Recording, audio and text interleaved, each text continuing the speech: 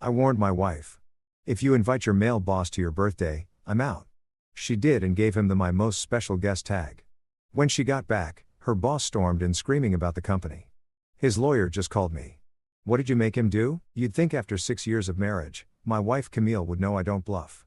I'm not one of those guys who throws around empty threats like confetti at a New Year's party. When I say something, I mean it with the full weight of my law degree and the emotional exhaustion of a man who's been watching his marriage circle the drain like bathwater that just won't quite disappear. So, when I looked her dead in the eyes over our overpriced artisanal coffee one Tuesday morning and said, "If you invite your boss to your birthday party, I'm out." It wasn't a cute line delivered for dramatic effect. It wasn't me being jealous or insecure or whatever pop psychology term she'd probably Google later to justify ignoring me. It was a survival warning, the kind you give someone before they step on a landmine disguised as a LinkedIn connection. But of course, she laughed. Not a small polite chuckle either. No, this was a full-blown head-thrown backhand like I just told her the punchline to the world's funniest joke. "Relax, Mason," she said, waving her hand dismissively while scrolling through her phone with the other, probably already adding Grant to the guest list in her head. "He's just my mentor," she said, the word mentor the way someone might say Gandhi or Oprah, like this man was some kind of enlightened business guru who descended from the corporate heavens to bless her career with his infinite wisdom. Meanwhile, I'm sitting there thinking mentors don't typically text at midnight with messages like, "Don't forget the red dress." My favorite. But hey, what do I know? I'm just the husband, the guy who pays half the mortgage and apparently exists solely to nod along to whatever fantasy narrative she's spinning this week. Yeah, mentors, right? Because nothing says professional development quite like a married man reminding a married woman what color dress he wants to see her in.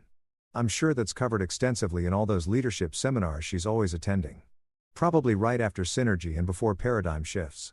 The whole thing made my skin crawl. But pointing that out would have just earned me another lecture about how I don't understand office dynamics and how networking is crucial in marketing. Sure, sweetheart. Network away. Just don't be surprised when your network starts looking suspiciously like an affair waiting to happen. I could already see the disaster forming in real time, like watching a loading bar fill up on the world's worst download. 1 dot, 2 dots, full signal, connection complete. Welcome to hell, population, your marriage. Camille had this irritating habit of mistaking attention for admiration. Like, she genuinely couldn't tell the difference between someone respecting her professional abilities and someone just wanting to get in her pants. To her, every compliment was genuine. Every lingering glance was appreciation for her innovative campaign strategies, and every late-night text was just her boss being really committed to the team's success. Meanwhile, I'm over here with a front-row seat to what's basically a slow-motion car crash. And I've got the habit of pretending to care about her office drama because that's what you do when you're married, right? You listen, you nod, you make supportive noises while internally calculating how much a good divorce attorney costs these days. That night, while Camille sat on our couch surrounded by laptop screens and notebook paper like some kind of party planning general orchestrating a military operation, ordering metallic balloons and a custom cake shaped like her initials because apparently in fondant is the peak of sophistication. I was ordering something else entirely, something she wouldn't see coming because she was too busy debating whether rose gold or champagne gold better matched her aesthetic. I pulled up my laptop, opened a secure browser, and started drafting an email to my firm's legal review department. Because here's the thing about being married to a marketing director who flirts for sport and treats professional boundaries like suggestions rather than rules. You keep receipts, you document, you prepare. Call it paranoid if you want, but I prefer the term strategically cautious. I've spent the last 6 years watching Camille navigate her career with the ethical flexibility of a yoga instructor, bending rules I didn't even know existed. She's charming. I'll give her that. She can walk into a room and have everyone eating out of her hand within 5 minutes, laughing at her jokes, agreeing with her ideas, generally acting like she's the most fascinating person they've ever encountered.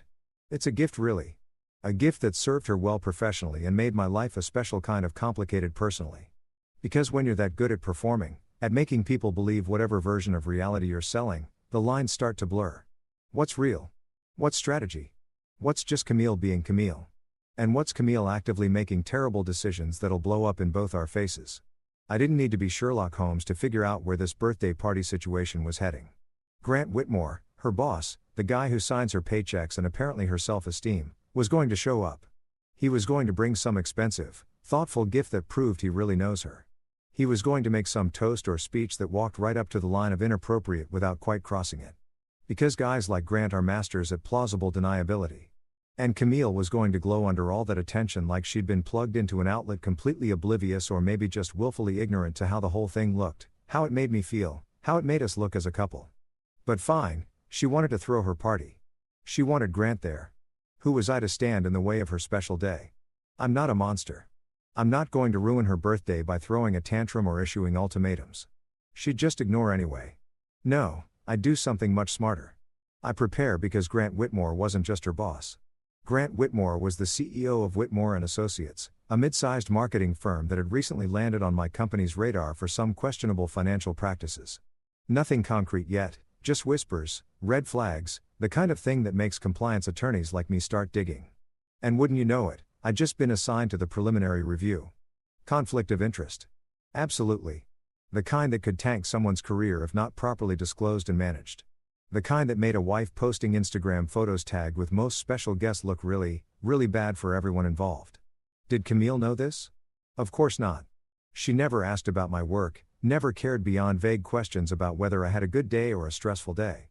She had no idea I was currently kneed in files that could potentially send her precious mentor straight to corporate hell.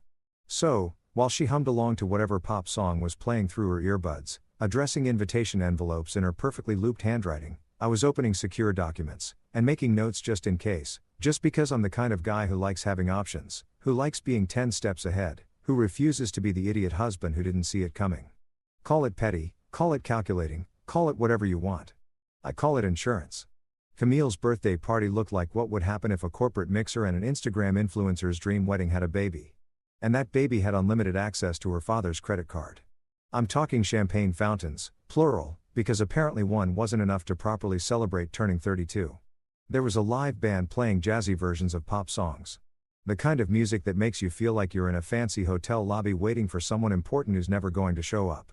The lighting was so dramatically arranged with purple and gold uplights strategically placed around our backyard that even the cocktail shrimp on the appetizer table looked like they'd been professionally photographed for a food magazine. Everything had this glossy, overly polished sheen to it, like Camille had hired someone whose entire job description was make everything look expensive on social media, which knowing my wife, she probably did. This wasn't just a birthday party. This was content. This was her chance to prove to everyone following her perfectly curated Instagram account that she was living her best life, that she was successful and admired and surrounded by people who absolutely definitely weren't just there for the free premium alcohol. I stood near the bar because if I was going to watch this train wreck unfold, I was going to need something stronger than the cucumber water the catering staff kept trying to push on everyone and observe the guest list with the detached interest of an anthropologist studying a particularly bizarre tribe. There were her co-workers all dressed like they were attending a charity gala instead of a backyard barbecue that had gotten seriously out of hand. There were the neighbors looking uncomfortable and overdressed, probably wondering why they'd been invited to what was clearly not a neighborhood-friendly event. And there were the influencer friends, the ones who'd shown up with ring lights and phone tripods, already filming everything for their stories. I nursed my whiskey and watched Camille work the crowd like a politician on election night, touching arms, throwing her head back in exaggerated laughter, making everyone feel like they were the most important person she'd talked to all evening. It was impressive, really in a deeply exhausting sort of way. She was wearing the red dress. Of course, she was wearing the red dress. The one Grant had texted about. The one that probably cost more than our monthly utility bill. The one that hugged every curve and made sure nobody at this party could possibly forget whose birthday it was. Her hair was done in those perfectly imperfect waves that take 2 hours and a professional to achieve. And her makeup looked like it had been applied by someone who charged by the minute. She looked stunning. She always looked stunning. That was never the problem. The problem walked in at 8:15, fashionably late because men like Grant Whitmore think making an entrance is a personality trait. I saw him before Camille did. Watched him pause at the entrance to our backyard like he was waiting for a spotlight to find him. And I swear to God, I felt my blood pressure spike so hard my Apple Watch probably logged it as a workout. Grant Whitmore had the charisma of an expired credit card and the charm of a parking ticket you find on your windshield after you've already had a terrible day. He was one of those guys who thought confidence meant walking around like the world owed him something. Like everyone should be grateful he'd grace them with his presence. He strutted, and I do mean strutted, like a rooster who'd just won a cockfight, into the party, wearing sunglasses indoors because apparently his eyes were too important to be subjected to our tastefully arranged string lights. He was holding a gift bag, one of those oversized designer ones with rope handles and tissue paper exploding out the top. Like a particularly aggressive flower arrangement, carrying it like it contained the secrets of the universe, or maybe the Holy Grail, or at the very least something that cost more than my car payment. His suit probably cost $3,000, tailored to within an inch of its life, the kind of thing you wear when you need everyone to know you make more money than them. His hair was slicked back with what I assumed was some kind of premium hair product that cost $40 an ounce. And he had that perpetual smirk that guys develop when they've spent too long believing their own hype. I watched Camille's face light up when she spotted him, watched her excuse herself from whatever conversation she was pretending to care about, and practically float across the yard to greet him. They hugged too long, too familiar. The kind of hug that makes everyone watching feel like they're intruding on something private. He said something in her ear that made her laugh. That real laugh she used to say for me back when we still had things to laugh about together. Then he handed her the gift bag with this theatrical flourish like he was presenting her with an Oscar, and I had to grip my whiskey glass a little tighter to keep from throwing it. The party continued around me like I was a rock in a stream. People flowing past, music playing, conversations happening in that loud talking way people do when they've had 2 drinks and think they're more interesting than they actually are. Camille's friend Monica came up to me at one point, already tipsy, and said something about how lucky Camille is to have such a supportive husband, and I smiled and nodded and wanted to ask her if she'd recently suffered a head injury. Supportive, right? Because standing here watching my wife's boss treat our home like his personal networking event was exactly the kind of support I'd always dreamed of providing. Then came the moment I'd been dreading. The one I'd known was coming since the moment Grant walked in with his stupid sunglasses and his stupid gift bag. Camille climbed onto a chair, actually climbed onto a chair like she was running for office, and clinkied her champagne glass with one of those little forks they provide at fancy events for this exact purpose. The crowd quieted down, faces turning toward her with varying degrees of interest and inebriation. She was glowing, absolutely radiant with attention and champagne, and the thrill of being the center of everyone's universe for one night. And then she opened her mouth and said the words that would later play on repeat in my head during every sleepless night that followed. "I just want to thank everyone for coming tonight to celebrate with me," she began, her voice carrying across the yard with the practiced ease of someone who gives presentations for a living. "But there's someone special I need to recognize. Someone who's been such an incredible mentor, supporter, and friend." My stomach dropped. I knew exactly where this was going. Could see the train wreck about to happen in slow motion, and there wasn't a damn thing I could do to stop it. "Grant, could you come up here?" She extended her hand toward him like a queen summoning a knight. And he obliged. Of course, he obliged. Moving through the crowd with that insufferable confidence while people clapped politely, probably confused about who he was and why he was getting special recognition at someone's birthday party. Camille raised her glass higher, smiled bright enough to power a small city, and delivered the final blow. "To my most special guest, Grant. Thank you for everything you do, for believing in me, for pushing me to be better. I wouldn't be where I am without you." The crowd cheered and raised their glasses, completely oblivious to what had just happened, to what those words meant, to how they sounded coming out of a married woman's mouth in front of her husband. But I heard it. I felt it. You could have heard my dignity pack its things. Call an Uber and leave the premises entirely. It was the sound of something breaking. Not dramatically or loudly, but with that quiet finality of a door closing for the last time. I didn't make a scene. That's not my style. And besides, what would it accomplish? Screaming at my wife in front of 50 people while Grant stood there smirking. No, thanks. I had a better plan. One that required patience and precision rather than emotional outbursts. So, I smiled. The kind of smile that doesn't reach your eyes. The kind that feels like it might crack your face in half. I finished my whiskey in one long swallow, set the glass down on the nearest table with deliberate care, and walked over to where Camille was still standing on that chair. Still basking in her moment. I leaned in close enough that only she could hear me over the music and conversation that had resumed, and whispered 2 words, "Happy birthday." Then I walked out. Not dramatically, not with a door slam or a speech or any of the theatrical exits people expect when someone's had enough.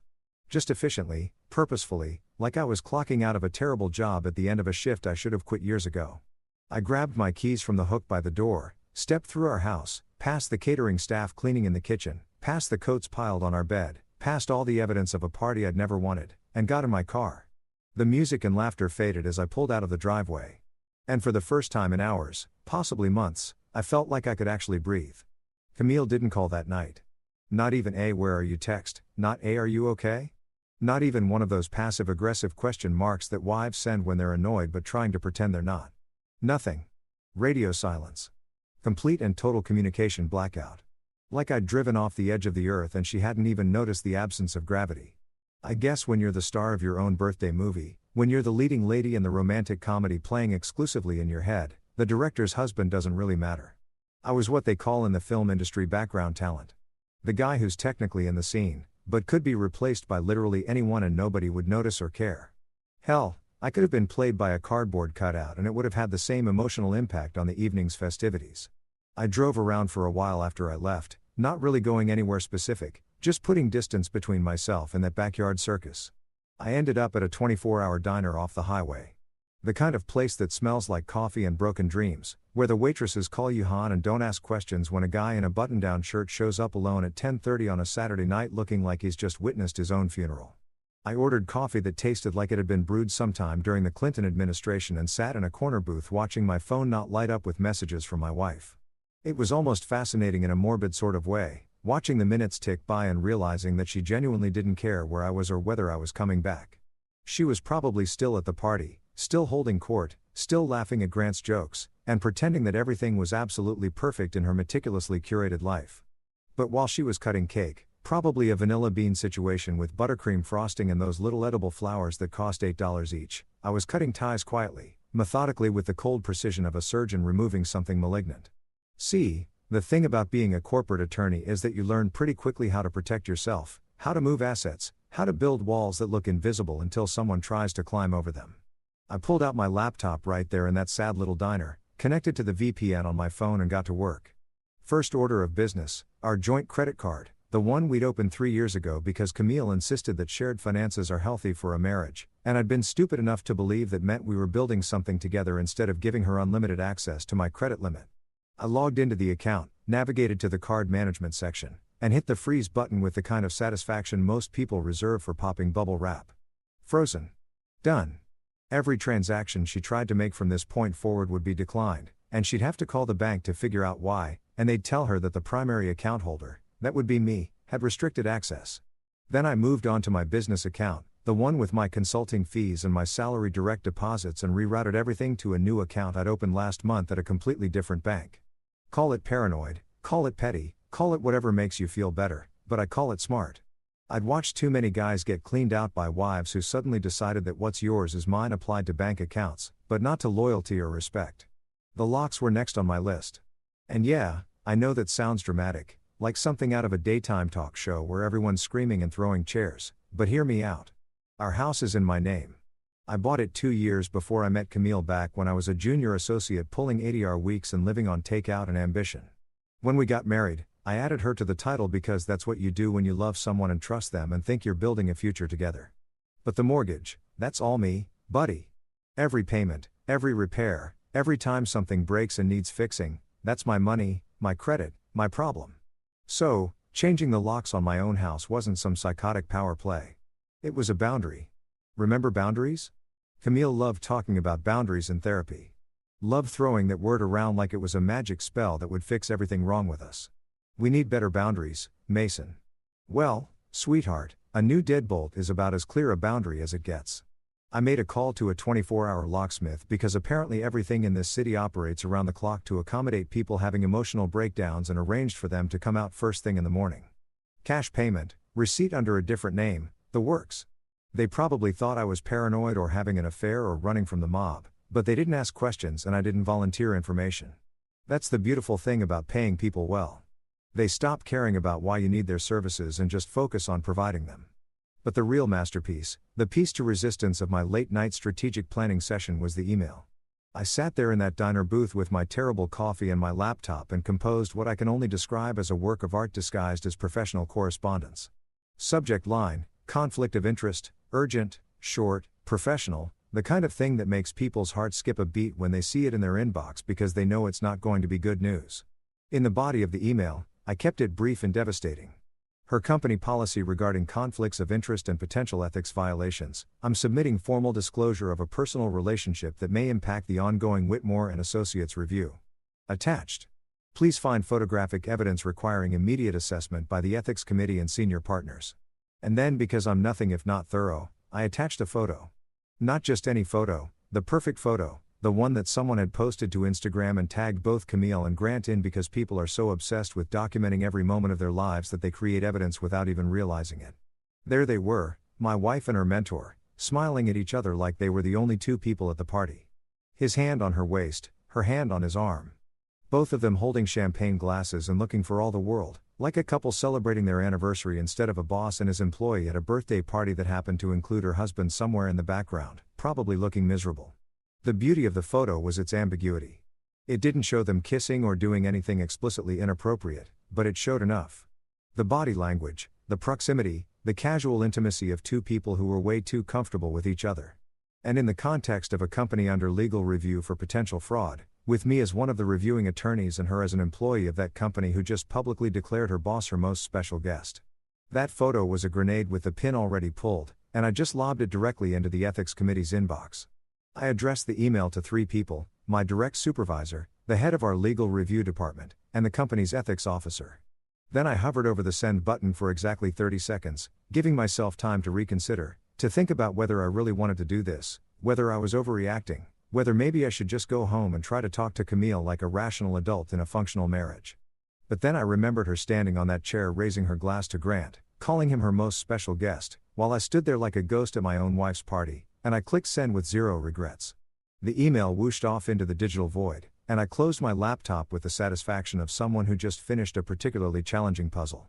It was nearly midnight by then, and the diner was emptying out except for a couple of truckers and a woman who looked like she was hiding from her own life in a corner booth similar to mine.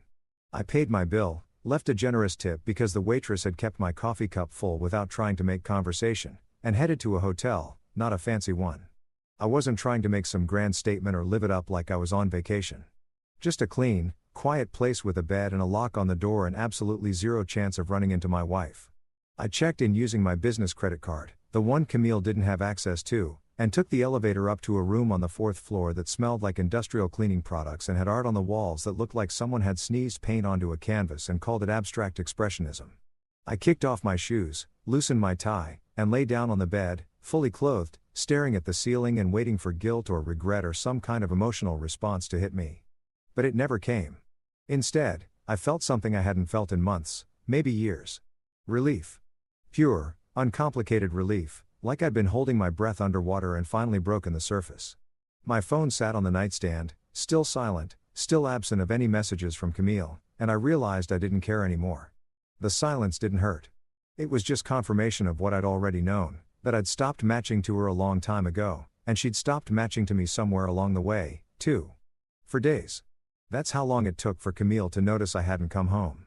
4 whole days of her living her best life, posting Instagram stories from the office, sharing motivational quotes about boss babes and women who hustle, presumably basking in the afterglow of her spectacular birthday party while I sat in a moderately depressing hotel room, eating room service, and watching cable news like a divorced dad in a mid-budget drama. 4 days of absolute radio silence, no calls, no texts, no hey, are you alive check-ins, nothing. It was almost impressive really. The level of obliviousness required to not notice your husband has essentially vanished from your life. But then again, Camille had always been exceptional at ignoring things that didn't fit into her carefully constructed narrative. So why should my absence be any different? When she finally did show up at the house, our house, my house, the distinction was about to become very important. It was late afternoon on a Thursday. I'd taken the day off work, told my assistant I had some personal matters to handle, which was the understatement of the century. I was sitting in the living room, my living room, with a glass of bourbon that was probably too expensive to be drinking at 3 o'clock in the afternoon, but felt entirely appropriate given the circumstances. I'd spent the morning arranging things, making sure everything was exactly where it needed to be, setting the stage for what was about to be either the most satisfying or most disastrous conversation of my marriage, possibly both. I heard her before I saw her, heard the click-clack of her heels on the front walkway, that confident stride she had, the walk of someone who'd just crushed a presentation or closed a deal, or maybe just received another midnight text from her mentor telling her how special she was. She was humming, actually humming like she'd just won Employee of the Year or gotten a promotion or discovered the secret to eternal happiness in the bottom of a champagne flute. The sound drifted through the door, muffled but unmistakable, and I took another sip of bourbon and waited. The door opened. She still had her old key, the one that was about to become a very expensive souvenir. And she breathed in like she owned the place, which legally speaking, she sort of did, but we'd get to that in a minute. She tossed her designer purse onto the couch, the kind of bag that costs more than some people's monthly rent, and always seemed to be spilling receipts and lipsticks and those little sample perfumes she collected from department stores. Her hair was perfect. Her makeup was flawless. Her outfit screamed, "I'm important and successful and definitely not going through a marital crisis." She looked happy, genuinely, annoyingly, obliviously happy. "Did you miss me?" she asked, her voice dripping with that playful tone she used when she thought she was being charming. Like this was all just a minor misunderstanding. Like, I'd stormed off after a little argument. And now we were going to kiss and make up and pretend everything was fine. Like, the last 4 days hadn't happened. Like her birthday party hadn't been a masterclass in humiliation. Like we were still playing happy marriage instead of whatever twisted game this had become. I looked at her over the rim of my glass, taking my time, letting the silence stretch out until it got uncomfortable. "Sure," I finally said, my voice flat and emotionless as concrete. Like I miss food poisoning or jury duty or that time I had to get a root canal without enough anesthesia. Her smile faltered just a little bit. Confusion flickering across her face like she wasn't quite sure if I was joking or not. Spoiler alert, I wasn't. She opened her mouth to respond, probably to laugh it off or make some witty comeback. But then she noticed something. I saw it happen in real time. Watched her brain process the information. Saw the exact moment the confusion turned to realization. Her key was still in her hand. The old key, the one she'd just used to try to open the door. Except the door had already been unlocked when she turned the knob. She'd used her key, turned it, felt it move in the lock, but something had felt wrong. "Different elf, Mason," she said slowly, looking from the key in her hand to the door and back to me. Did you change the locks?" Her voice had lost that playful edge, replaced by something harder, sharper, like she was starting to understand that maybe this wasn't going to be the easy reconciliation she'd apparently been expecting. Her smile twitched at the corners, trying to hold its shape, but starting to crack around the edges. "Boundaries, remember," I said, settling back into the couch like I was explaining basic arithmetic to a particularly slow student. "You said they're healthy. You said we needed better boundaries in our marriage. I think those were your exact words during our last therapy session, which you skipped, by the way. So, I took your advice, and honestly, you were right. Boundaries are incredibly healthy, life-changing, even. I should have listened to you years ago." She just stood there frozen in the entryway with her expensive purse and her designer shoes and her perfectly styled hair, looking like someone had just told her that gravity was optional, and she wasn't sure whether to be excited or terrified. I could practically see the wheels turning in her head. Trying to figure out if this was some kind of elaborate joke, some test she was supposed to pass. Some game with rules she didn't understand. But this wasn't a game. Games have winners and losers. And at this point, we'd both already lost. I was just making sure the final score was accurately recorded. "I don't understand," she said. And for the first time and maybe ever, she sounded genuinely uncertain. Camille was never uncertain. She was confident, assured, always ready with an answer or an excuse or a perfectly crafted explanation for whatever situation she found herself in. But right now, standing in the doorway of a house she could no longer access without my permission, she looked lost. "Let me help you with that," I said, gesturing to the coffee table where a thick brown envelope sat, her name written across the front in my handwriting. It had been sitting there for an hour, positioned perfectly so she couldn't miss it, couldn't pretend she hadn't seen it, couldn't make excuses later about how she didn't know or didn't understand. "There's some reading material for you. Consider it a belated birthday gift since I apparently didn't get you anything memorable at your party. Well, except for the gift of my absence, but that doesn't really come with a card." She moved toward the table like she was approaching a bomb that might detonate if she breathed wrong. Picked up the envelope with hands that I noticed were shaking slightly. "Good. She should be nervous." She opened it carefully, pulled out the papers inside, and I watched her eyes scan the first page, then the second, then back to the first. Like maybe she'd misread something. Like maybe this was all some terrible mistake that would clear itself up if she just looked at it from a different angle. This is our prenup," she said, her voice barely above a whisper. "But it's different. These terms." She looked up at me, her face gone pale under her foundation, all that confidence and swagger evaporating like water on hot pavement. "Mason, what is this?" "That's the updated version," I explained, taking another leisurely sip of my bourbon. "The one we signed a year ago when we refinanced the house. Remember you were so busy with that big campaign launch and I told you we needed to sign some paperwork for the Rafi and you said, and I quote, 'I trust you with anything babe, just tell me where to sign.' So I did. I told you where to sign and you signed right there at the bottom of page 6 and again on page 12 and once more on page 18. Your signature's all over this thing, very official, very legal, very much enforceable in any court in the state. She flipped through the pages frantically now, not really reading anymore, just looking for something that would make this make sense. Some loophole or escape hatch or evidence that this was all some elaborate misunderstanding. But this says Mason, this says I'm not entitled to anything. The house, your retirement accounts, your business assets, everything's protected. This isn't what we agreed to when we got married. This isn't. You're absolutely right. I interrupted, standing up and walking over to where she stood, close enough to see the panic starting to bloom in her eyes. This isn't what we agreed to when we got married. When we got married, we agreed to be faithful. We agreed to be partners.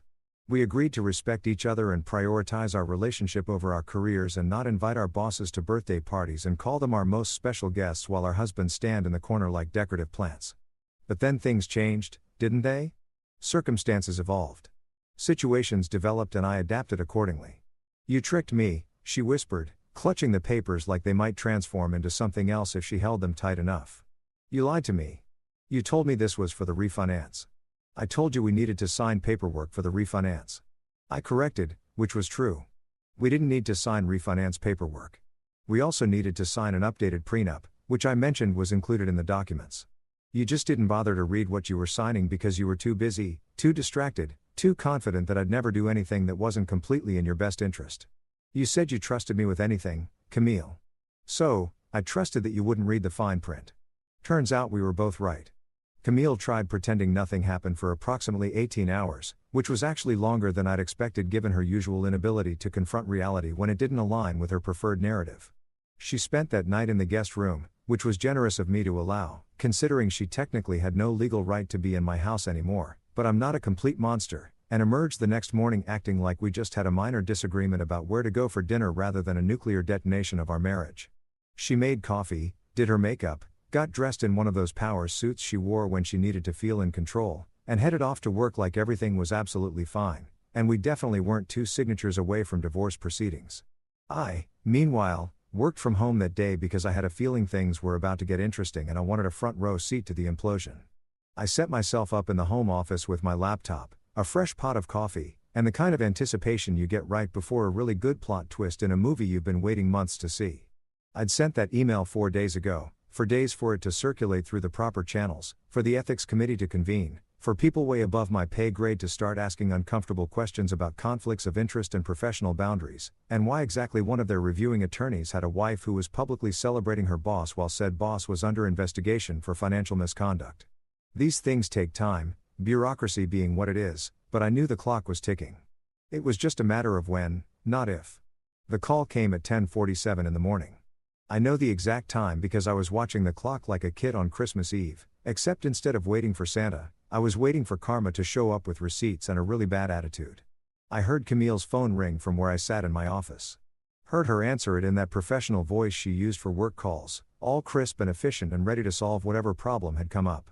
Camille Harper speaking, she said like she was auditioning for the role of successful marketing executive in a corporate training video. Then I heard the screaming, not her screaming, Grant screaming. I couldn't make out the exact words from where I sat, but I didn't need to. The tone was unmistakable. That specific pitch of panic mixed with rage that people hit when their entire world is crumbling and they need someone to blame. It was beautiful. Honestly, like listening to a symphony composed entirely of consequences. I took a sip of my coffee, perfectly brewed, strong enough to wake the dead, exactly the way I liked it, and waited. What? Grant, slow down. I can't. Camille's voice cut through the house, confusion turning to alarm. What do you mean the company? What lawyer? Grant, you're not making any sense. More screaming from his end, loud enough that I could hear it even though I wasn't on the call. Could hear him absolutely losing his mind in real time. What did you do? The company, his lawyer, just called me. Perfect timing. Absolutely perfect. I couldn't have choreographed it better if I tried. I imagine Grant in his corner office probably pacing back and forth in his $3,000 suit.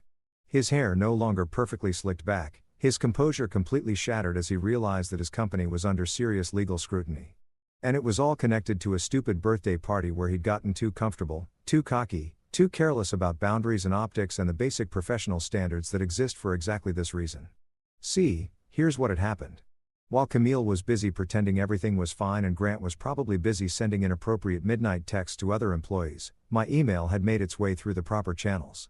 The ethics committee had reviewed the photo, cross-referenced it with the ongoing investigation into Whitmore and Associates and realized they had a major problem. One of their attorneys, me, was married to an employee of a company under review.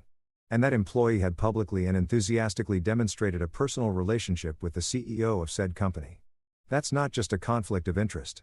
That's an ethics violation so obvious you could see it from space.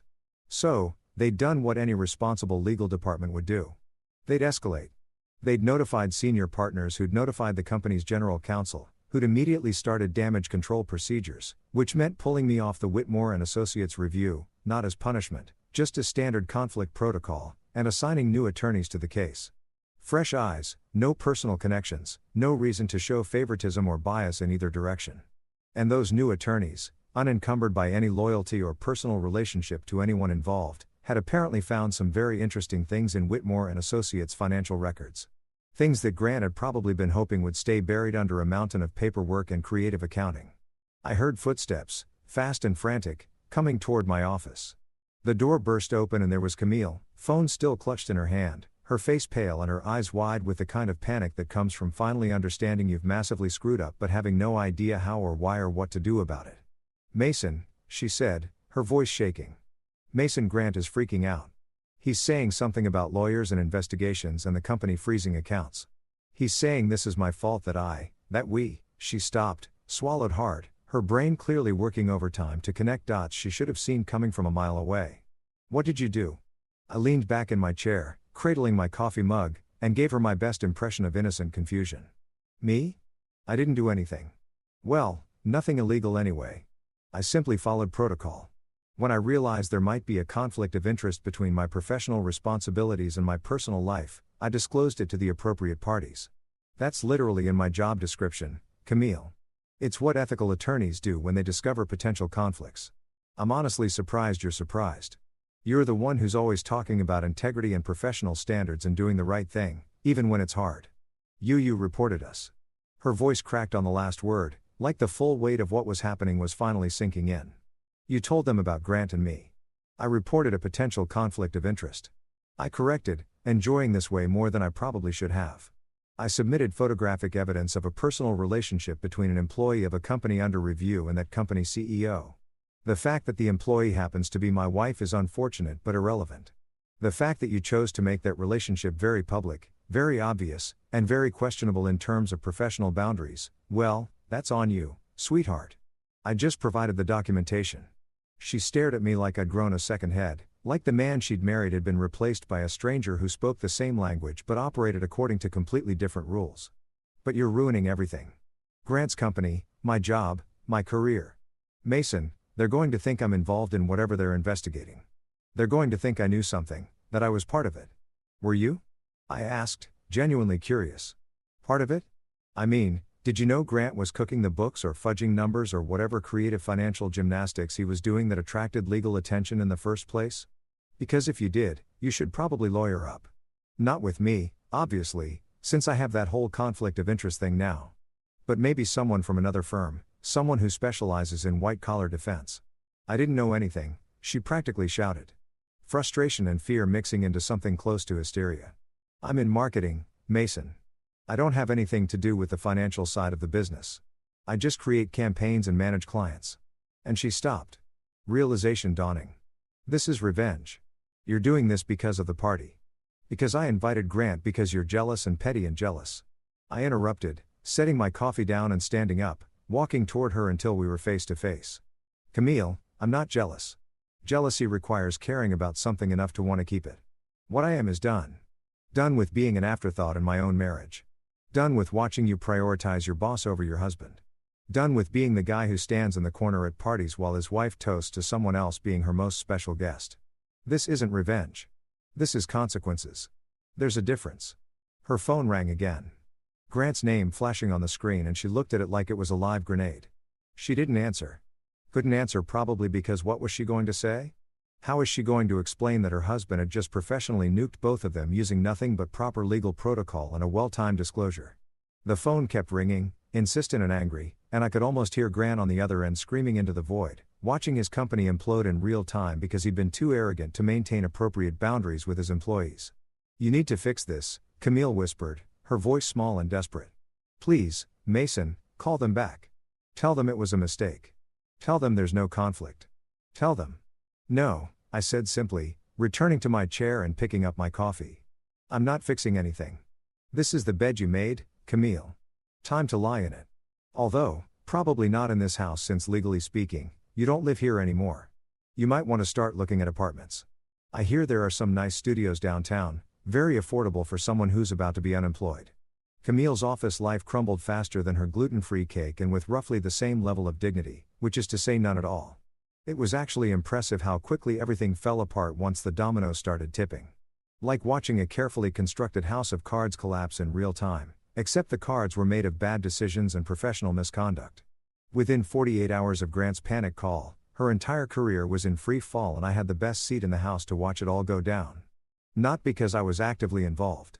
I'd already played my part by following proper legal protocol, but because Camille, in her infinite wisdom, kept coming back to the house to tell me about every new catastrophe like I was her therapist instead of the husband she'd publicly humiliated.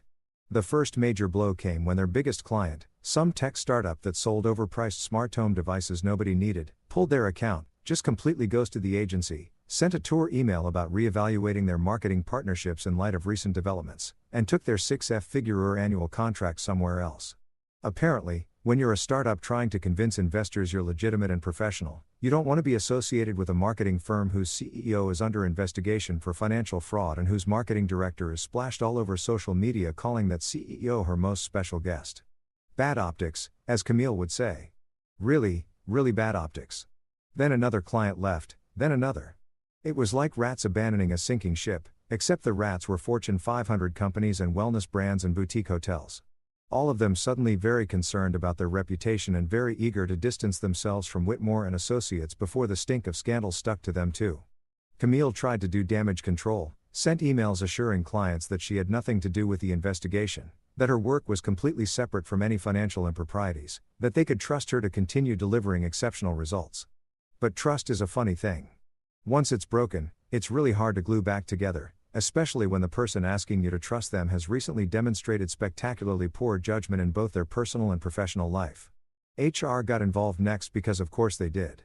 When you work at a company that's under legal investigation and you're publicly connected to the CEO in ways that look decidedly unprofessional, HR tends to take an interest in your activities. They flagged her profile for review, which is corporate speak for "we're building a file on you in case we need to fire you without getting sued." They started asking questions about her relationship with Grant, about whether any of her projects or promotions had been influenced by their personal connection, about whether she'd ever received preferential treatment or inappropriate communications. All very professional, all very by the book, all very much the beginning of the end. Camille insisted she had nothing to hide, which was hilarious coming from someone who'd been hiding midnight texts from her boss for months. She sat through meetings with HR representatives who smiled with their mouths but not their eyes, who took notes on everything she said and probably didn't believe a word of it. She came home, well, to my home since it definitely wasn't hers anymore, ranting about how unfair it all was, how she was being persecuted for something she didn't do, how this was all a massive overreaction to a simple birthday party. It was just a party, Mason. She'd scream at me while I made dinner and pretended to listen. People invite their bosses to parties all the time. It's called networking. Sure, I'd say, not looking up from the vegetables I was chopping. People also call their bosses most special guests all the time. Totally normal, completely professional. Nothing weird about that at all. The sarcasm was so thick you could spread it on toast. But Camille was apparently immune to subtext at this point. But the real nail in the coffin, the thing that transformed this from a professional disaster into a full-blown career extinction event, came courtesy of a blog called Corporate Confessions. If you've never heard of Corporate Confessions, congratulations. You probably have better things to do with your time than read anonymous workplace drama on the internet. It's basically a gossip site for office workers where people submit stories about their terrible bosses and incompetent coworkers and inappropriate office relationships, all under the protective shield of anonymity. Think of it as therapy for people who can't afford actual therapy but can afford unlimited data plans. Someone, and I have my suspicions about who, though I'd never admit it in a court of law, submitted the story of Camille's birthday party to Corporate Confessions. And not just a bland summary either. This was a full expose complete with photos from Instagram, screenshots of Camille's toast to Grant, a detailed timeline of events, and some truly spectacular commentary about professional boundaries, and what happens when you mix personal ambition with terrible judgment. The article went live on a Tuesday morning, and by Tuesday afternoon it had been shared approximately 8,000 times across LinkedIn, Twitter, and every other social media platform where board office workers congregate to judge other people's mistakes. The headline alone was a masterpiece. When birthdays become evidence, a marketing director's guide to ending your career in one Instagram post. I actually laughed out loud when I first saw it. Sitting in my office with my morning coffee, scrolling through my phone, and discovering that my wife had become internet famous for all the wrong reasons. The article itself was even better, written with the kind of savage professionalism that only comes from someone who really understands corporate culture and knows exactly where to stick the knife for maximum damage. In what can only be described as a masterclass in career self-destruction, the article began, marketing director Camille Harper threw herself a birthday party that will likely be studied in business school ethics classes for years to come. The event, which featured champagne fountains and enough Instagram content to fill a small database, might have been just another excessive millennial celebration if not for one tiny detail. Harper decided to publicly toast her boss, Grant Whitmore, as her most special guest approximately 48 hours before Whitmore's company became the subject of a legal investigation into financial misconduct. Coincidence?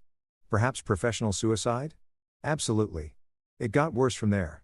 The article dissected every aspect of the party, from the timing to the guest list to the truly unfortunate optics of a married woman usively praising her married boss while her husband stood in the background looking like he wanted to die.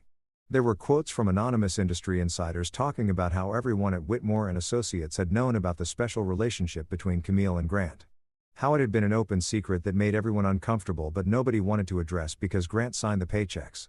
There were breakdowns of professional ethics standards, citations of HR policies, even a helpful sidebar titled 5 Signs Your Work Relationship Has Crossed a Line with photos from the party illustrating each point.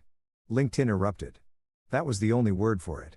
Erupted like a volcano of professional judgment and performative outrage. Marketing professionals Camille had never met were writing think pieces about boundary violations.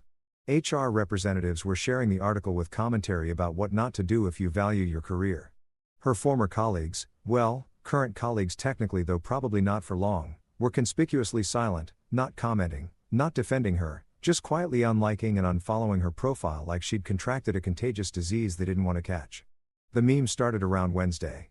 Someone created a most special guest template with Grant's face photoshopped onto various inappropriate scenarios. Showing up to funerals, crashing weddings, sitting in on therapy sessions. Another person made a bingo card of corporate red flags with toasting your boss at your birthday party as the free space in the middle. A particularly creative soul edited the Titanic sinking scene with Camille's face on the ship and professional reputation written on the iceberg. The internet, as it tends to do, had taken a genuine disaster and transformed it into entertainment. Even Camille's intern, a 22-year-old kid named Tyler, who wore Supreme hoodies to the office and communicated primarily through memes, got in on the action. He posted a gif of Michael Scott from The Office with the caption, "When your boss's birthday invite turns into an HR investigation," and tagged it with crying, laughing emojis. The kid got 5,000 likes in 3 hours and a reputation as the funniest person at a company that was actively imploding. I actually respected his commitment to the bit. Camille, meanwhile, tried to do what people always do when the internet turns against them. She tried to delete everything. Her Instagram posts from the party disappeared. Her LinkedIn profile got scrubbed of any photos that included Grant. She even tried to get Corporate Confessions to take down the article, threatening legal action for defamation, which just resulted in them posting an update with screenshots of her threatening emails and a new headline. Marketing director threatens blog proves she still doesn't understand how the internet works. She called me during this digital purge, her voice tight with panic and rage. "You ruined my life," she shouted into the phone like I'd personally written the article and forced everyone on LinkedIn to share it. "Everything I've worked for, everything I've built, it's gone. My reputation is destroyed. Nobody will hire me now. This is all your fault." I was at the gym when she called on a treadmill having probably the best workout I'd had in months because stress apparently makes me run faster. "No, darling," I said, not even breathing hard. My tone is casual as if we were discussing the weather. "You did that with good lighting and bad decisions. I just provided the documentation. The internet did the rest. And honestly, they did a better job than I ever could have." That bingo card was particularly inspired. She screamed something incoherent about how I'd betrayed her, how I'd violated her trust, How I was a vindictive who'd orchestrated this entire thing just to hurt her. Then she pivoted to threats. "I'm going to sue you," she declared like she'd just discovered the secret weapon that would solve all her problems. "My lawyer says I have grounds for intentional infliction of emotional distress. You deliberately destroyed my career." I actually stopped running for that, stepped off the treadmill, and took a long drink from my water bottle while she continued ranting. "Please do," I said when she finally paused for breath. "Please, I'm begging you, sue me. Take me to court. Put everything on the public record. We can depose Grant. Get all those midnight texts admitted as evidence. Really air out every detail of your professional mentorship for a judge to examine. And when you lose, because you will lose, I'll bill you for my legal fees, emotional damages, and all the snacks I've been stress eating while watching your career implode. The therapy-grade dark chocolate alone is going to cost you a fortune." Grant showed up at my house the next day looking like he'd just gone 12 rounds with reality and lost every single one. This wasn't the polished sunglasses wearing gift bag carrying corporate peacock who'd strutted into Camille's birthday party like he owned the world. No, this was a man who'd discovered that consequences were real and they had teeth. His eyes were bloodshot red. The kind of red that comes from either crying, drinking, or staring at financial statements that prove you're completely screwed. Possibly all three. His tie was crooked, hanging at an angle that would have made his tailor weep, and his expensive suit looked like he'd slept in it, which he probably had, assuming he'd slept at all. He was breathing like a man who'd just watched his stock portfolio spontaneously combust, heavy and ragged, like his lungs were struggling to process air, and existential dread at the same time. I heard the doorbell ring while I was in the kitchen making my second cup of coffee of the morning, which was quickly becoming my favorite hobby, drinking coffee while watching other people's lives fall apart. It's cheaper than therapy and significantly more entertaining. I glanced at the security camera feed on my phone and almost choked on my Danish when I saw Grant standing on my front porch looking like a before photo in an ad for anxiety medication. This was going to be good. This was going to be really, really good. I briefly considered not answering, just letting him stand out there and marinate in his own panic, but that seemed wasteful. When karma delivers entertainment directly to your doorstep, you don't ignore it. You answer the door with coffee in hand and a smile on your face. I took my time getting to the door, letting him ring the bell twice more, letting him shift his weight from foot to foot like a kid who needs to use the bathroom. When I finally opened it, I didn't say anything. Just stood there sipping my coffee and looking at him with the polite curiosity you'd give a door-to-door salesman trying to sell you something you absolutely don't need. He looked worse up close, like stress had physically aged him about 10 years in the span of a week. There were dark circles under his eyes that no amount of expensive skin care could hide. And his signature slick-back hair was falling forward in a way that made him look less powerful executive and more guy who's been pulling his hair out in a panic. "Where is she?" he demanded, his voice cracking slightly. That executive authority he usually carried completely absent. "Where's Camille? I need to talk to her now." He tried to push past me into my house. My house? Not our house? Not his house. Definitely not a place he had any right to enter. But I shifted my weight and blocked the doorway with the casual ease of someone who'd been waiting for exactly this moment. "Well, good morning to you, too, Grant," I said pleasantly, like we were neighbors having a friendly chat about the weather instead of two men on opposite sides of a professional disaster. "Beautiful day, isn't it? Would you like some coffee? I just made a fresh pot. It's that organic fair trade stuff Camille always insisted on buying. Tastes exactly the same as the cheap stuff, but it costs 3 times as much, so you know it's good." "I don't want your coffee," he shouted loud enough that Mrs. Chun from next door probably heard and was already mentally composing the neighborhood Facebook post about it. "I want Camille. Do you have any idea what you've done? What she's done? The company is falling apart. We're hemorrhaging clients. The board is calling emergency meetings. Lawyers are crawling through every document we've produced in the last 5 years." He stopped breathing hard, his face flushed red with rage and panic and whatever other emotions were fighting for dominance. "This is your fault. You did this." "Did I?" I asked, genuinely curious about his logic. "Because from where I'm standing, I just followed proper legal protocol and disclosed a conflict of interest. Everything that happened after that was just people doing their jobs. Lawyers investigating, clients making business decisions, the internet being the internet. I'm just one guy, Grant. I don't have the power to destroy a company. But you know what does have that power? Fraud. Financial misconduct. Cooking the books while your marketing director publicly celebrates you as her most special guest and creates a paper trail that any first-year law student could follow. That'll do it every time." Camille appeared then, emerging from somewhere inside the house where she'd apparently been hiding or gathering courage or maybe just applying more makeup because she looked camera ready despite the fact that her entire life was imploding. She was wearing one of those athleisure outfits that cost more than most people's monthly grocery budget. Like she decided that if she looked put together enough, maybe reality would get confused and leave her alone. "Grant," she said, her voice small and uncertain. "What are you doing here?" He whirled on her like she just admitted to burning down his office building. "What am I doing here? What am I doing here?" His voice went up about 3 octaves, hitting notes I didn't think the human male voice was capable of reaching. "What did you make him do?"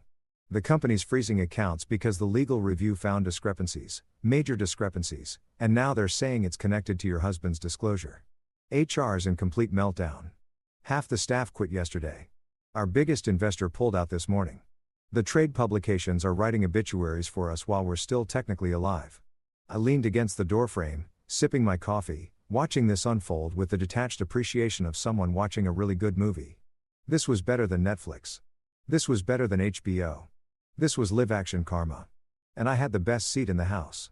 Camille stepped out onto the porch, closing the door behind her like that would somehow contain this disaster. Or keep me from hearing every word. Spoiler alert, I could still hear everything and I wasn't planning on going anywhere. "Grant, I don't understand," she said, trying that placating tone she used when she was managing difficult clients. "Mason just filed a disclosure. That's standard procedure. It doesn't mean anything. It means everything." He was fully shouting now, hands gesturing wildly. That corporate composure completely shattered. "You posted evidence, Camille. You tagged me in photos.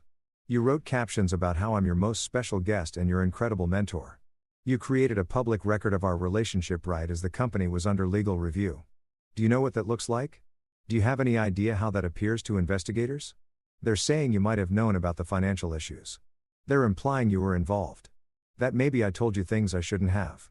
That our special relationship," he made angry air quotes, "compromised the integrity of the company." Camille's face went pale.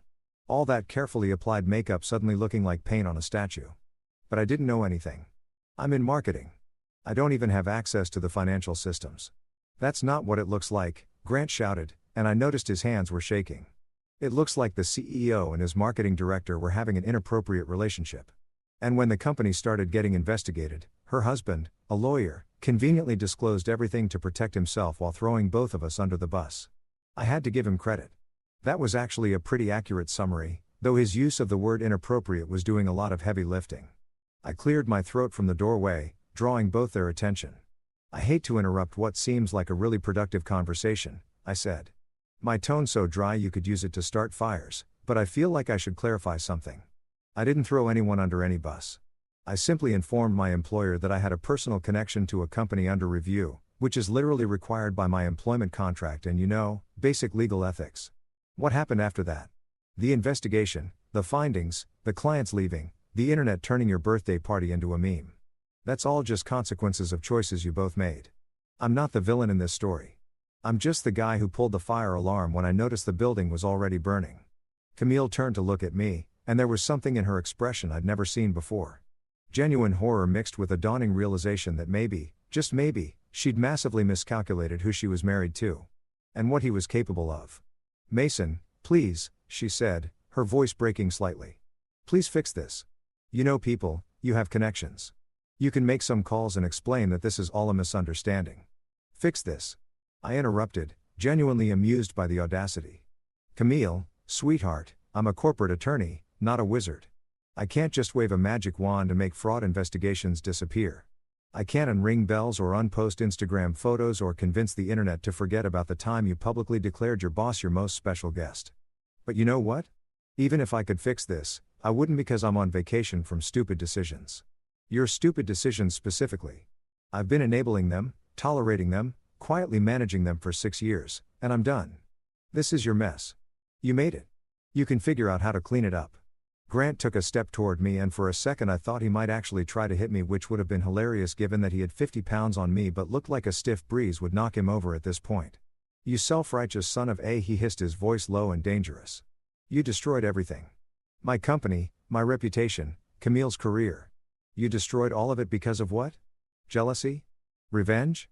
Because your wife paid attention to someone else. I sat down my coffee cup carefully on the little table by the door and looked him dead in the eyes. No, Grant, you destroyed everything because you couldn't keep your books clean or your hands professional. I just documented it. There's a difference. I smiled then. A real smile, the first genuine one I'd felt in weeks. But please keep yelling at me. Mrs. Chin next door has probably already got her phone out. This will make excellent content for the Neighborhood Watch Facebook group. Grant stood there for another moment, breathing hard, his face cycling through about 15 different emotions before landing on defeat. You've destroyed everything, he said finally, his voice hollow. Everything I built, everything I worked for, it's gone. And for what? A birthday party? Some Instagram posts. He turned to Camille and I almost felt bad for her when I saw the look he gave her. Almost. This is your fault. You and your need for attention, your need to broadcast everything, to make everything about you. I hope it was worth it. Then he left, stumbling down my porch steps like a drunk man, getting into his overpriced luxury sedan and driving away without looking back. I watched him go, then looked at Camille, who was standing there with tears running down her face, mascara starting to run, her carefully constructed appearance finally cracking. I wanted to clap. I wanted to give a standing ovation. 5 stars. Would watch again. Absolutely worth the price of admission. Camille thought things couldn't get worse after Grant's meltdown on my front porch, which just proves that optimism is basically a form of denial with better PR because things absolutely got worse. So much worse, like exponentially, catastrophically. Maybe I should fake my own death and start a new life in a country with no extradition treaty worse. And it all started with an article because of course it did, because we live in an age where your entire existence can be dismantled by someone with a laptop, an opinion, and a decent Wi-Fi connection. The headline appeared on a business news website called Corporate Insider, which isn't quite as prestigious as the Wall Street Journal, but carries way more weight in the world of office gossip and professional schadenfreude. Marketing director accused of ethics breach over birthday affair. That was the headline. And let me tell you, it was a masterpiece of strategic word choice. Not involved in or connected to. No, they went with accused of, which carries just enough legal weight to sound serious without being actionable. And that word affair sitting right there at the end, doing double duty as both a reference to the birthday party incident and a sly implication about what might have been going on between Camille and Grant. Brilliant. Billy, whoever wrote that headline deserved a raise and probably got one based on the traffic that article generated. The article itself was everywhere within hours. LinkedIn, Twitter, Facebook, even TikTok, where someone had made a dramatic reading of the key passages over footage of sinking ships and exploding buildings. Her photo was plastered across social media. That specific photo from the birthday party where she's raising her champagne glass toward Grant, her smile bright enough to power a small city, her hand extended toward him in what the article described as a gesture of intimate familiarity and appropriate for a professional relationship. The photo was cropped, zoomed, enhanced, and analyzed like it was the Zapruder film of corporate misconduct. People were counting the distance between her and Grant, measuring the angle of her smile, debating whether that was just professional admiration in her eyes or something significantly less appropriate.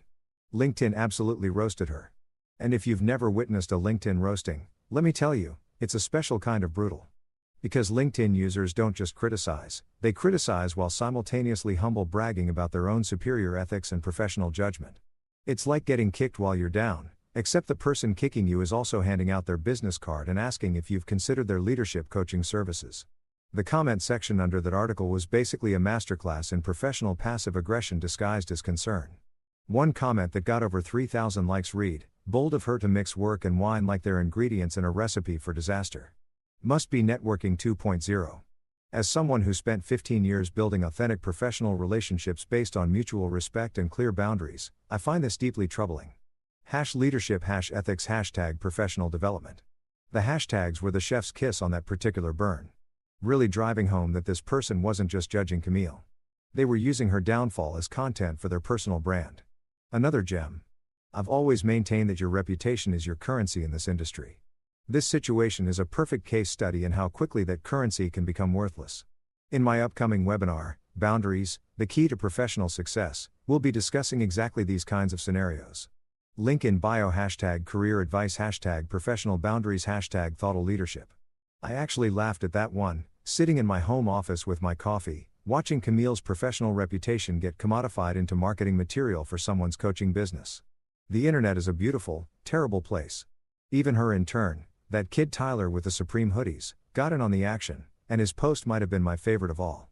He posted a meme featuring Michael Scott from The Office looking confused with the caption, "When your boss's birthday invite turns into an HR investigation," accompanied by 3 crying laughing emojis, and a skull emoji for good measure. The kid got 5,000 likes in the first 3 hours, 1,500 comments ranging from "dead skull" to "this is why I love Gen Z," and a reputation boost that probably positioned him nicely for his next job interview. Someone in the comments offered him an internship on the spot. Another person asked if he was available for freelance social media management. The kid had turned his boss's downfall into a career opportunity, which was either incredibly savvy or morally questionable, depending on your perspective. Personally, I thought it was hilarious and sent him a connection request. The memes multiplied like rabbits on energy drinks. Someone created an inappropriate work relationship starter pack featuring a champagne glass, a red dress, sunglasses worn indoors, and a screenshot of Camille's most special guest toast. Another person made one of those corporate bingo cards where the free space in the middle said, "Publicly praising your boss at your birthday party," and the surrounding squares included gems like midnight text from CEO claiming its mentorship, spouse walks out mid-party and company under investigation. I saw at least 15 different variations of the "is this a butterfly" meme with someone pointing at a photo of Grant and asking, "is this professional development?" Twitter was somehow even worse because Twitter users have mastered the art of being devastating in under 280 characters. Imagine ending your career over birthday cake. Couldn't be me. That one got 20,000 likes. She really said, "Let me destroy my marriage, my job, and my reputation in one toast." And then actually did it. Icon behavior. Honestly, 15,000 retweets. The way she tagged him most special guest like she was accepting an Oscar for worst professional judgment. 10,000 likes and 300 quote tweets. Each one more brutal than the last. Someone made a TikTok video with that "Oh No" song playing over a slideshow of photos from the party. Zooming in on Mason. That's me. Hi. Standing in the background of various shots looking progressively more dead inside. The caption read, "POV, you're watching your marriage end in real time, but the appetizers are really good, so you stay." It got 2 million views in 36 hours and spawned approximately 400 duet videos of people recreating my exact facial expression. I became a meme without even trying, which is either the height of modern fame or a sign that society has completely lost the plot. Probably both. Camille tried everything to stop the bleeding, which only made it worse because the internet never forgets and it absolutely hates when you try to make it forget. She started by deleting the original Instagram posts from the party, which was cute, but pointless since approximately 300 people had already screenshot them. Those screenshots were now circulating with watermarks and red circles and arrows pointing to every questionable detail. She scrubbed her LinkedIn profile of any photos that included Grant. But someone had archived her entire profile history and posted a before and after comparison with the caption, "The internet remembers a photo essay." She changed her privacy settings on every social media platform. But by then, her accounts had been screenshotted, her posts had been archived, and her digital footprint was preserved for posterity, whether she liked it or not. Then she made the classic mistake that everyone makes when the internet turns against them. She tried to fight back. She posted a statement on LinkedIn against my advice, not that she asked for it, explaining that the party had been a celebration with colleagues and that any implication of impropriety is completely unfounded and hurtful. The post was professional, measured, carefully worded to avoid admitting anything while also attempting to sound reasonable and victimized. It might have worked in a different context, maybe even 5 years ago before social media turned everyone into an amateur prosecutor. But in 2025, posting a defensive statement when the internet has already decided you're guilty is like throwing gasoline on a fire and expecting it to help.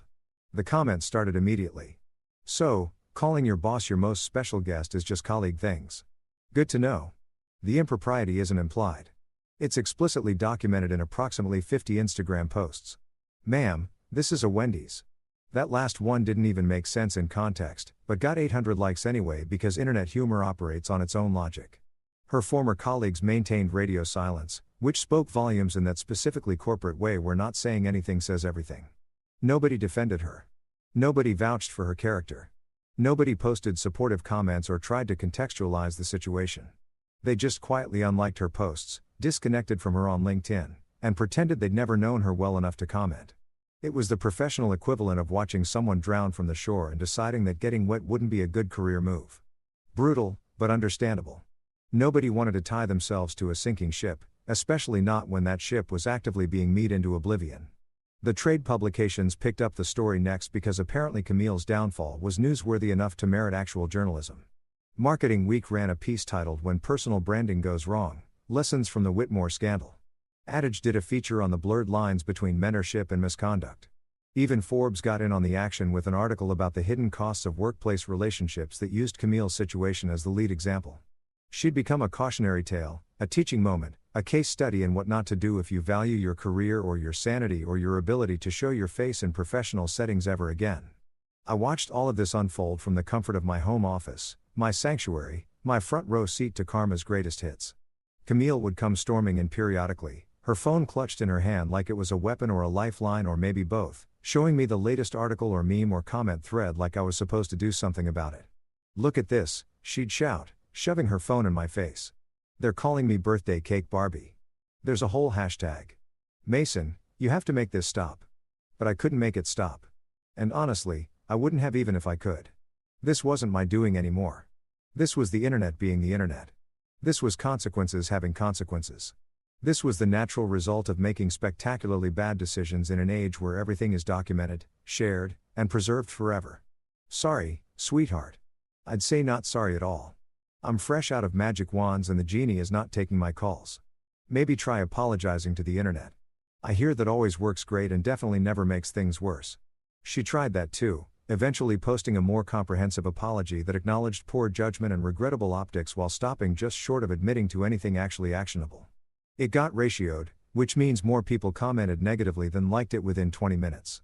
And someone made a bingo card of corporate apology cliches with her post hitting basically every square. Camille showed up to work on Monday morning like she was about to fix the Titanic with duct tape and sheer determination. I wasn't there to witness it personally, but I got the full report later from Tyler, the intern who'd meet her into oblivion and apparently felt guilty enough to send me a detailed play-by-play. According to his eyewitness account, she walked into the Whitmore and Associates building wearing her best power suit, the navy one she'd bought specifically for difficult client meetings. Her hair blown out to perfection, her makeup applied with the precision of someone going into battle. She looked ready to fight, ready to negotiate, ready to somehow salvage her career from the burning wreckage of the last 2 weeks. Her security badge didn't work. She swiped it once at the entrance turnstile. Got a red light and an angry beep. Swiped it again. Same result. The security guard, a guy named Marcus, who'd seen her come and go for 3 years, wouldn't make eye contact, just handed her a sealed manila envelope with her name printed across the front in that impersonal corporate font that screams, "Your life is about to get worse." She apparently stood there for a solid 30 seconds, staring at that envelope like it might spontaneously combust if she looked at it hard enough before finally opening it with shaking hands. Inside was a single sheet of paper, not multiple pages of explanation or justification or carefully worded corporate doublespeak. Just one clean, brutal sentence. Termination of employment effective immediately. And there at the bottom, right above the company seal and the HR director's signature, was another name. A name that made her face go pale, made her knees literally buckle, according to Tyler's dramatic retelling. Authorized by General Counsel Mason R. Hale. She looked up from the paper, blinking like the letters might rearrange themselves into something different, something less devastating, something that didn't confirm her worst suspicion. "You," she whispered, though I wasn't there to hear it. "You did this," Tyler said. The security guard offered her a tissue box. Marcus, the real MVP of this story, apparently kept emergency tissues at his desk specifically for moments like this. Camille didn't take one. She just stood there staring at my signature, probably realizing that her husband, soon-to-be ex-husband, had just fired her using nothing but proper legal channels and perfectly executed revenge. I offered her silence. It was the kindest thing I could give. That night, Camille came home well to my house since calling it home implied she still belonged there and found me packing my suitcase. Not frantically, not emotionally, just methodically folding clothes and placing them in neat rows like I was preparing for a business trip that happened to be permanent. She stood in the doorway, mascara stir, pride shattered. "We can fix this," she whispered, her voice barely audible. I handed her the divorce papers I'd been saving for exactly this moment. Perfectly drafted, perfectly timed. "You already fixed it for me." As I walked past her, rolling my suitcase toward freedom, the doorbell rang. Excellent timing as always. A courier stood there holding an official-looking envelope, which he handed directly to Camille. She opened it with trembling hands, her eyes scanning the document before her knees gave out entirely. Legal notice. Repayment of performance bonuses totaling $130,000. Issued based on fraudulent company earnings under Grant Whitmore's direction. Due immediately. I stepped over her literally and walked to my car without looking back. No screaming, no dramatic speeches, no movie-worthy confrontations, Just peace. Because some men destroy you with rage and violence and public spectacles. I prefer invoices and silence.